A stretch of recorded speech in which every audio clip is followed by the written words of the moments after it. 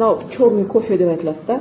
Именно бауырдағы процесс тоқтатып береді бұл. Қайсы процесс десең, қазір әммеде гепатоз. Әммеде бауыр менен өт қалтасы проблемный, өт танбай жатырды, иә? Именно бауырдағы гепатоз, май басу бар ғой, иә, гепатоз деп айтылады. Соны циррозға өтетін ақырғы басқышы бар.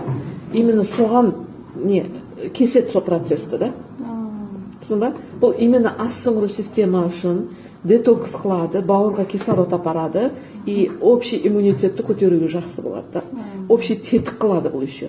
Бұны ішіп басылайсаң, азанда ішің деймен де 10% адамды шаршатпайтын қылады. Кешке дейін мотор істеп жүре бересің мынаны, не? И 10% миға қанды елі де көпірек апарып береді. Мына басы қысатығын, өт танбай тұрғандықтан басы ауырады адамда, не?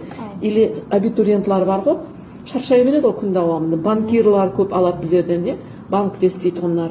И мына миға қан айланысы жақсы болғаннан кейін